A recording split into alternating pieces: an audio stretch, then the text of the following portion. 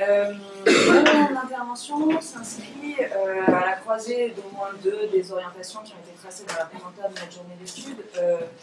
D'abord l'étude des marginaux, celle des écrivains mineurs, moi je les appelle écrivains mineurs, d'autres les appellent marginaux, et l'étude de la réception et de la lecture, donc vraiment dans la droite ligne de ce que Rodolphe dont Rodolphe vient de nous parler. Ces deux axes permettent donc de revenir sur la question de la canonisation des écrivains classiques sous un autre angle. En effet, ces derniers ont été canonisés en partie à cause de leurs opinions réelles ou reconstruites politiques, donc le cas des progressistes, des démocrates, les décembristes est bien connu, en partie aussi à cause de leur activité dans la société. Si on pense par exemple à Noël Hirsch, mais qui fuyait la société, qui a été une grande victime de la censure, il n'est pas étonnant de voir qu'il a été largement oublié. Et en partie aussi à cause de la qualité littéraire, évidemment, des œuvres qu'ils ont écrites. Qualité qui a été déterminée par les critiques postérieures, souvent avec des critères de littérarité, comme on sait bien, différents de ceux de l'époque. Donc il ne s'agit pas pour moi d'affirmer évidemment que la prose de Pouchkine vaut celle de Bulgare, que les poèmes d'Ismailov valent ceux de Batushkov, puisque sans distinction de valeur littéraire, on n'a pas d'histoire de la littérature et pas d'histoire littéraire possible. Mais une nécessité demeure pourtant, celle de rendre compte du goût du public, celle de montrer dans quelle mesure les réputations littéraires sont forgées par le public, mais aussi par les écrivains eux-mêmes, et celle d'étudier les relations entre les lecteurs et les auteurs, qui passent évidemment par de nombreux intermédiaires, le libraire, l'éditeur, le critique.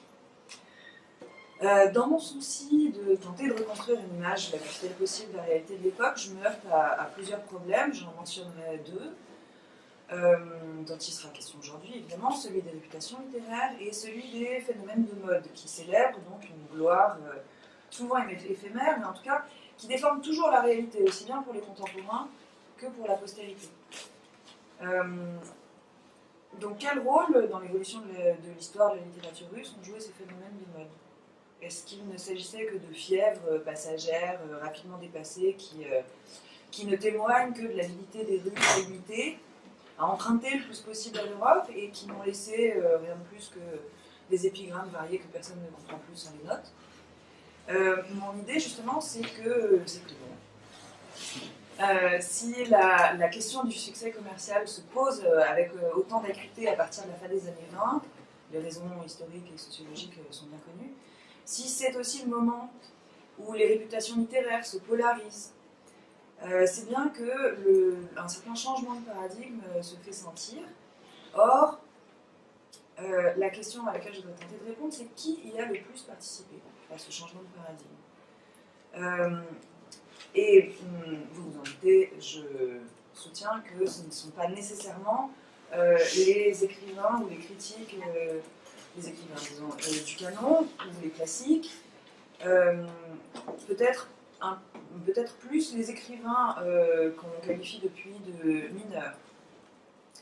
Ce changement de paradigme, donc, pour y revenir, réside moins dans le passage du romantisme au réalisme, ni même de la poésie à la prose, mais plutôt, à mon avis, et je suis en cela des grands noms de la slavistique qui ont déjà été cités abondamment hier et aujourd'hui, d'un modèle de littérateur dilettante et aristocratique à un modèle d'écrivain professionnel et raznachiné, disons.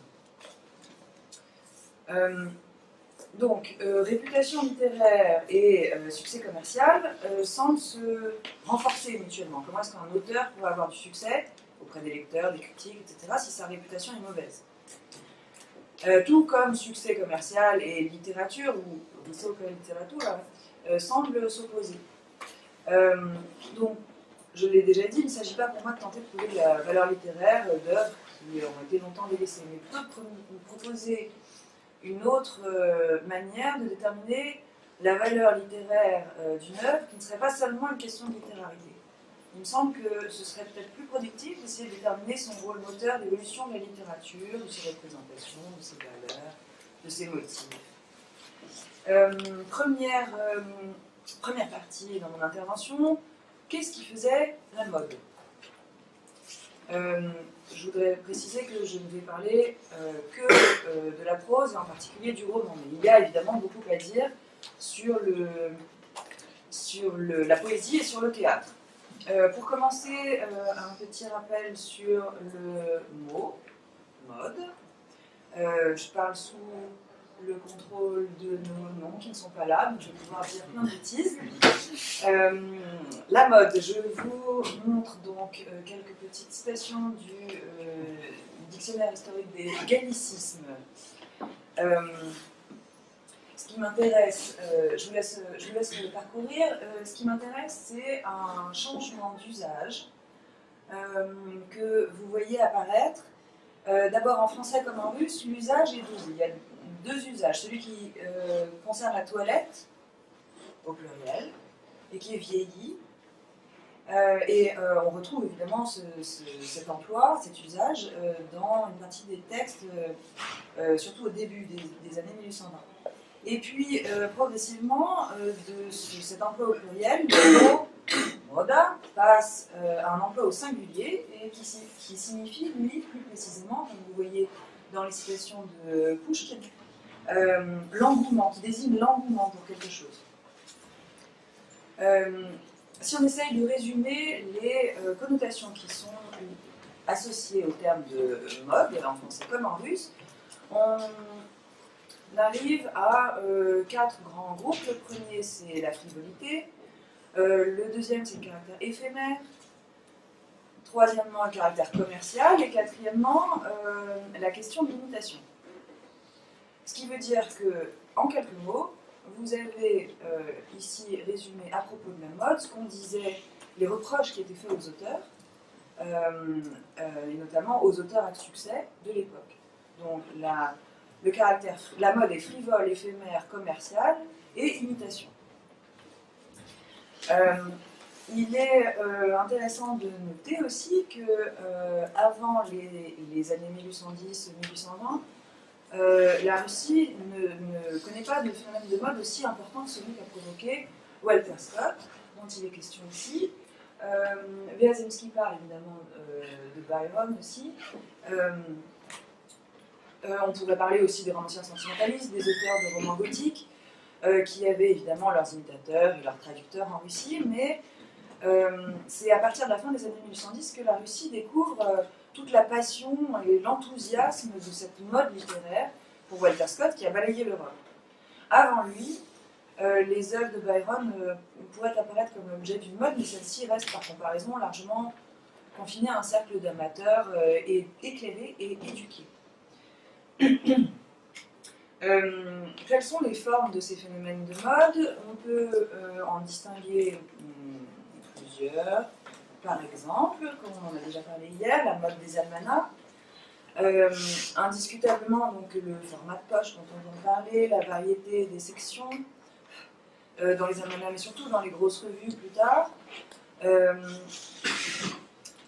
ont contribué à assurer le succès commercial d'un certain nombre de publications périodiques.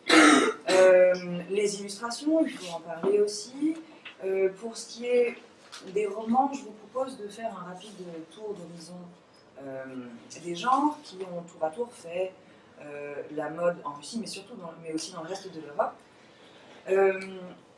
On peut commencer donc, par parler des romans sentimentaux, ceux de Richardson et de ses collègues anglais, de Madame de Genlis et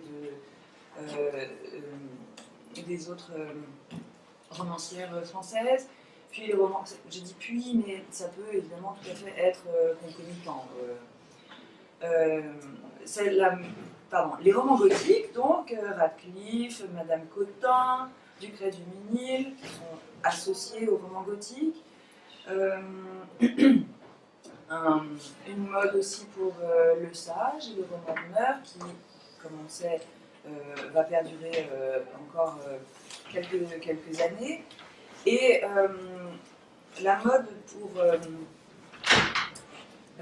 j'ai sauté celle-ci, donc les revues, les journaux, les grosses revues. Alors, j'en avais mis plus sur le graphique, et c'est intéressant que ça n'apparaisse pas, parce que si vous regardez donc, le nombre d'abonnés, pas le nombre de lecteurs, c'est le nombre d'abonnés, en milliers. Oui, donc on voit très bien que la Belgique Nord domine absolument le champ, que le cabinet de lecture Bibliothèque Adjachin commence à lui faire concurrence. Slimatic, le fils de la patrie, apparaît sur le graphique, mais toutes les autres publications périodiques de l'époque, puisqu'il y avait beaucoup moins d'abonnés, n'apparaissent pas sur le graphique quand elles sont comme les revues de Pouchkine, quand leurs abonnés sont entre 400, 600, bref, en dessous du millier. Elles sont pas là. Je les ai rentrées dans le tableau, mais elles n'apparaissent pas. Voilà, je pense que c'est assez significatif. Ça, c'est pour faire écho à ce que Rodolphe nous racontait de la lecture dans la deuxième moitié, dans le dernier tiers du XVIIIe siècle.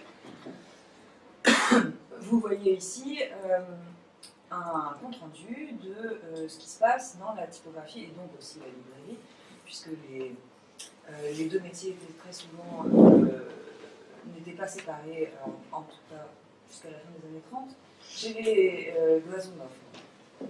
Je vous laisse lire.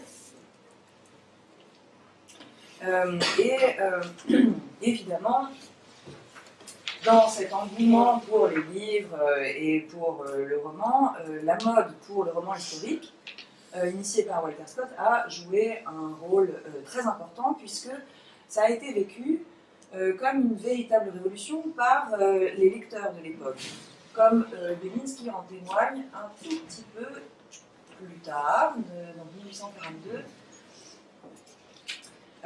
Après la mode pour Walter Scott, on peut citer les noms d'écrivains tels que Paul de Kock, extrêmement,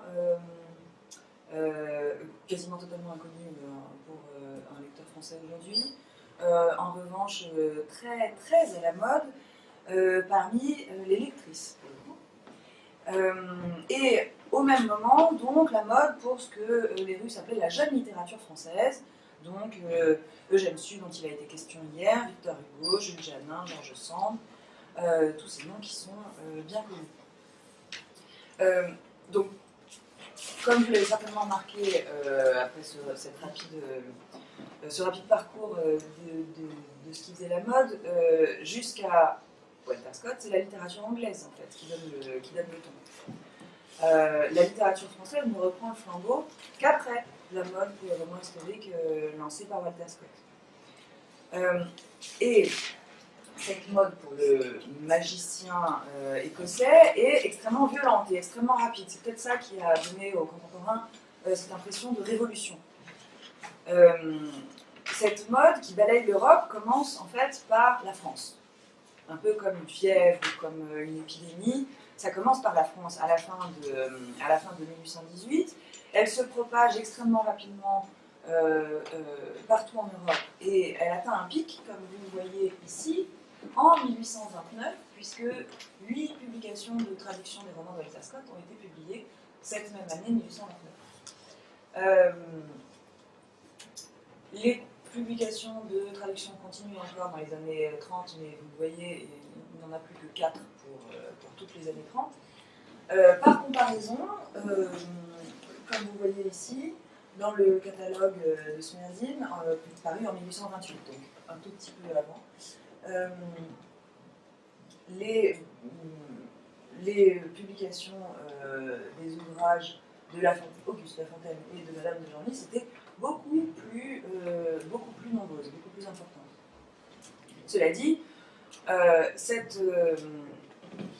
qui est important dans les tirages des traductions, les publications, les traductions et les éditions, c'est que cela s'adresse, évidemment, les traductions s'adressent à un public qui ne lit pas en langue étrangère. Or, la plupart des lecteurs instruits lisent Walter Scott en traduction française. Ce qui veut dire que l'arrêt des traductions en russe signifie surtout la baisse d'intérêt des lecteurs moins éduqués pour les imitateurs russes.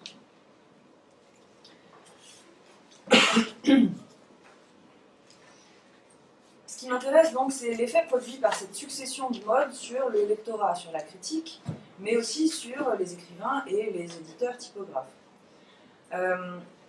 je propose d'étudier dans les quelques minutes qui me restent les premières manifestations de ce qui sera appelé plus tard la littérature de masse, une expression que je rechigne un peu à appliquer à la littérature de l'époque.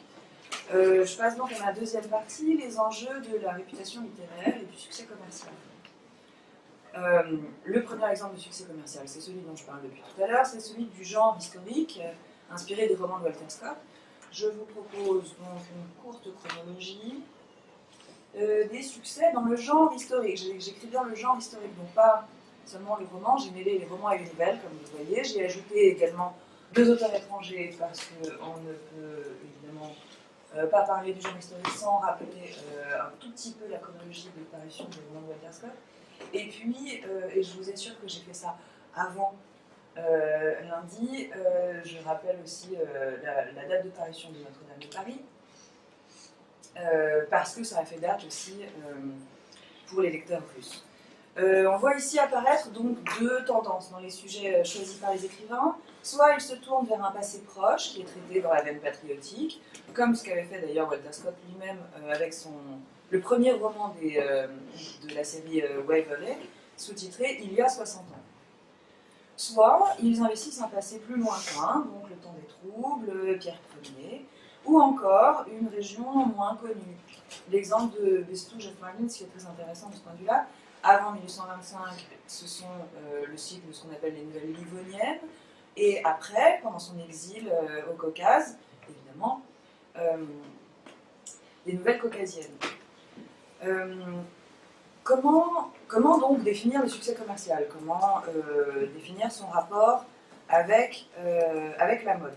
Ce qui est évident, c'est que Walter Scott a vraiment, et la mode pour le roman historique, a vraiment marqué très très fort la société russe, mais peut-être, comme disaient les lecteurs à l'époque, du haut en bas de l'échelle sociale.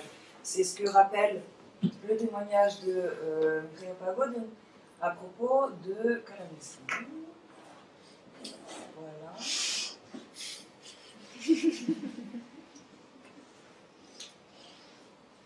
Et ce n'était évidemment pas le cas pour la jeune littérature française, comme l'appelait à l'époque le baron Brandeus, qui a beaucoup moins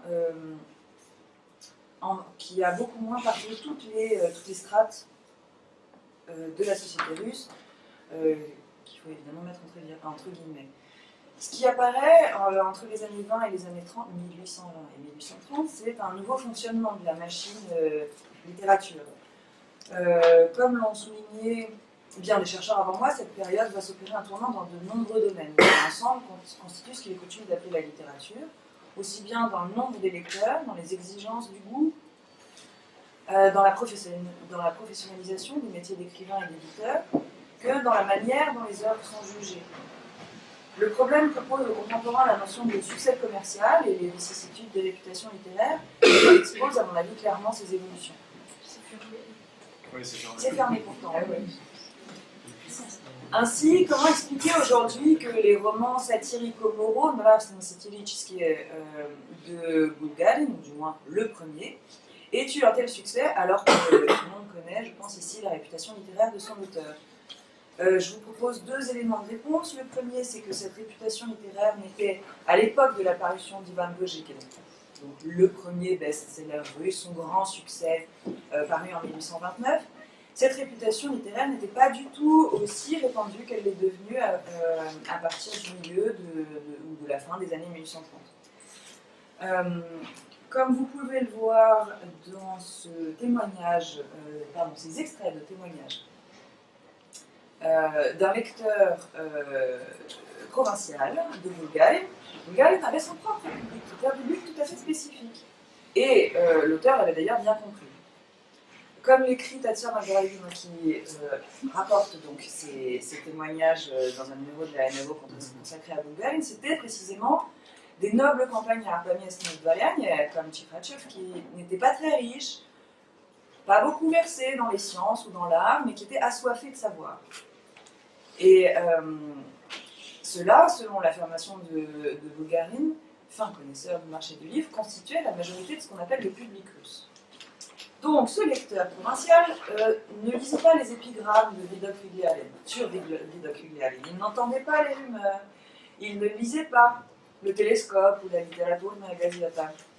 De temps en temps, il en lisait d'autres, Moskovski Telegraph, Mayak, Atchechny Zapiski, où il a pu voir les polémiques avec Bulgarin. Mais en fait, ni les attaques contre son lecteur favori, ni les charges de Bulgarin contre ses adversaires ne l'ont touché.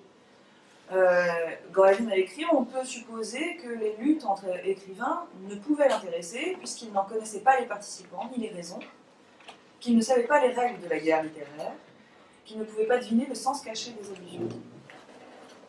Deuxième élément de réponse, chaque auteur avait sa place dans la conscience des lecteurs.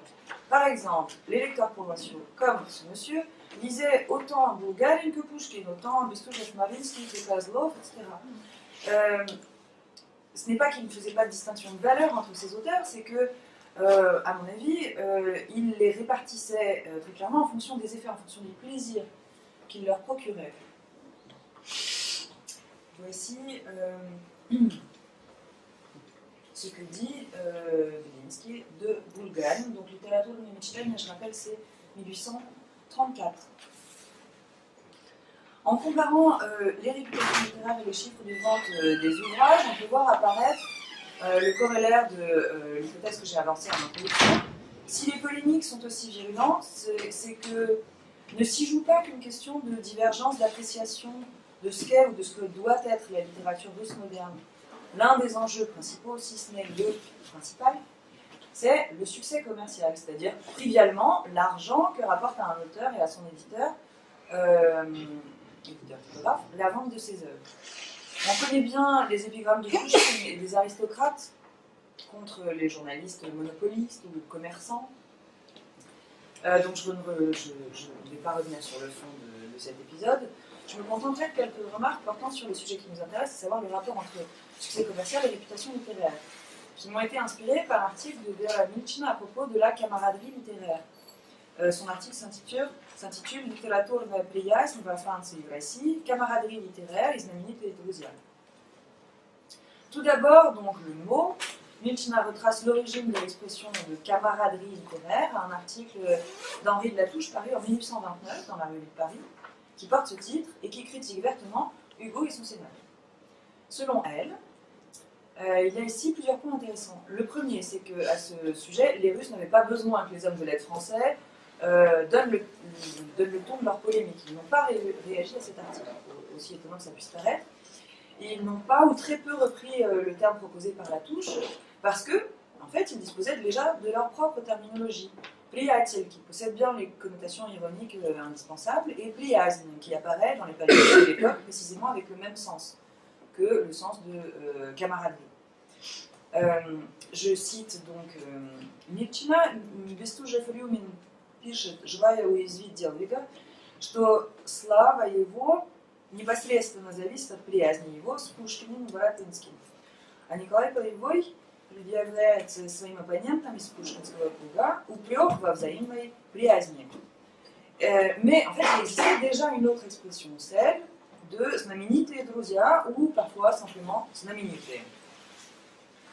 Ensuite, la question de savoir qui était le plus coupable d'un tel comportement est l'un des sujets, me semble-t-il, le plus facile à réviser du point de vue historiographique, puisque traditionnellement, on présente les actions du triumvirat dont j'ai parlé il y a quelques semaines, les voici, comme les actions d'écrivains mercantiles, vénaux, peu soucieux de la qualité littéraire de leurs œuvres, par opposition au cercle des aristocrates, qui, eux, devaient se défendre contre une publicité mensongère et omniprésente, vu l'inégalité criante, entre les tirages de leurs organes de presse.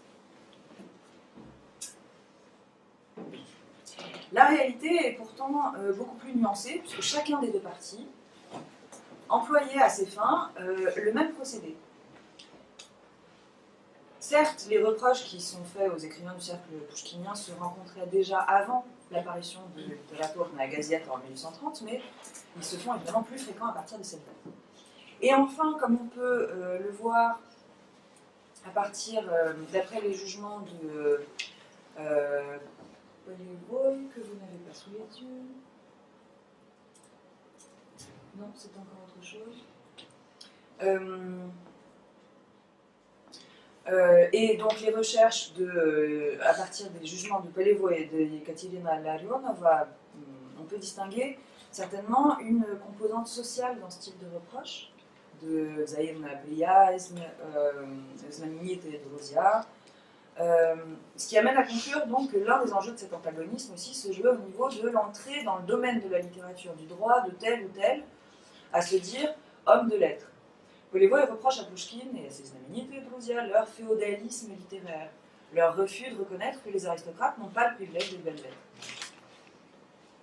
Donc tout ça pourrait peut-être être résumé par la question suivante, comment disqualifier ses concurrents et s'assurer le monopole dans la direction des belles lettres.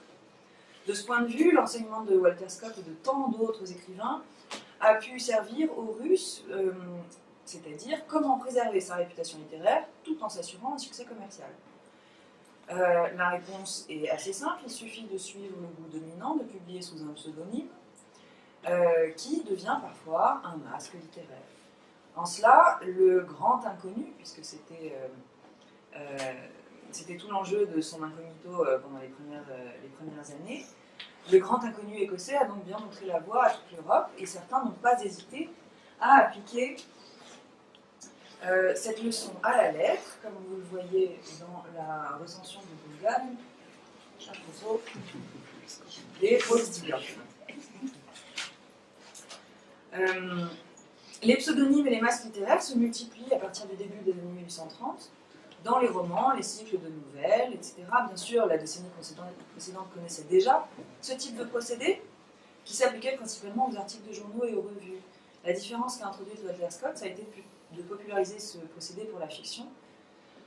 Et d'ailleurs, c'était précisément pour cela qu'il avait préféré cacher son identité réelle, bien trop sérieuse et trop éloignée de la réputation du roman.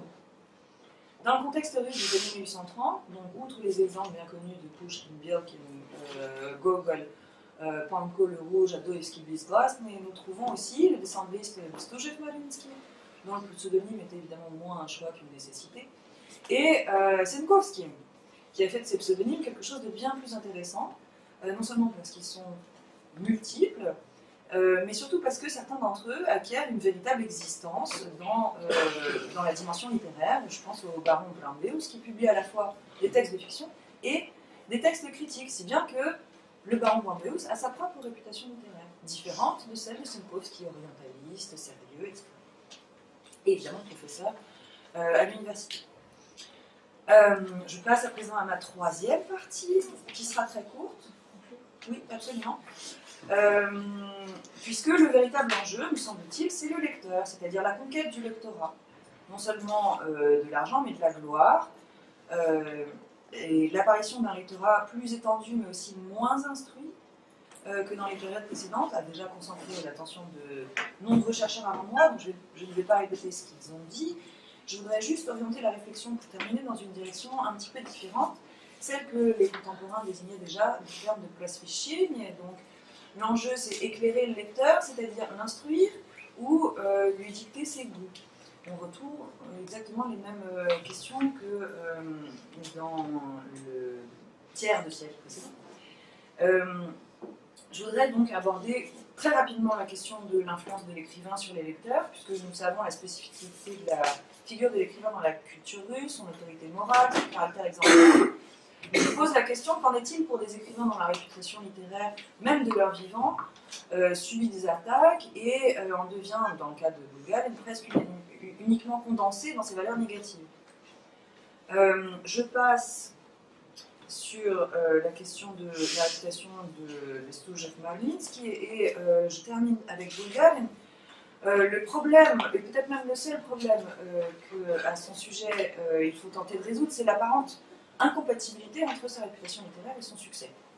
En d'autres termes, entre sa collaboration avec la troisième section et son autorité littéraire et morale auprès de tout un pan du public russe.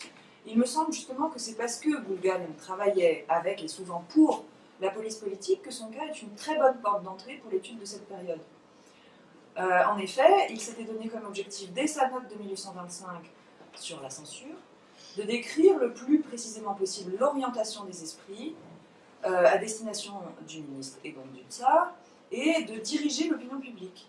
Comment aurait-il pu atteindre son objectif s'il n'avait pas cherché un autre public que celui de ses adversaires littéraires, public que Bulgarin n'avait de toute façon pas intérêt à courtiser étant donné les préjugés du grand monde à son encontre, sans oublier le danger que constitue la noblesse frondeuse. De fait, le succès de Bulgarin s'explique par plusieurs facteurs, dont l'un des plus importants, à mon avis, lui rapproche de Walter Scott, comme vous pouvez le voir dans ce que dit Pelevoy. Non seulement Walter Scott a réussi à rassembler la plus grande partie des lecteurs autour de lui grâce à son mélange bien particulier de romans psychologiques et sentimentaux, de romans comiques, de romans gothiques, mais il a fait de ces romans une lecture, comme l'écrit Karamzin, innocente. De même, les romans de Bulgarin, tout autant que ses articles, se distinguaient par une moralité à toute épreuve et un didactisme que ses lecteurs, contrairement à nous, trouvaient plaisant, outre un certain jeu avec eux qui consistait à simuler une conversation. Bulgarin a donc servi de modèle à un certain nombre de ses lecteurs, il en a inspiré certains à suivre son exemple, à se lancer dans la carrière littéraire malgré leur absence de lettres de noblesse, malgré leur relatif manque de fortune et de liens. Et je m'arrête là. Je vous remercie.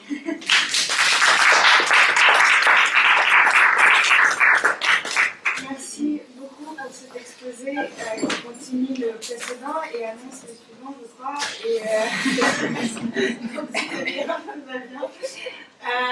Nous avons du retard et une pause café, mais je ne veux pas du tout spoiler les questions.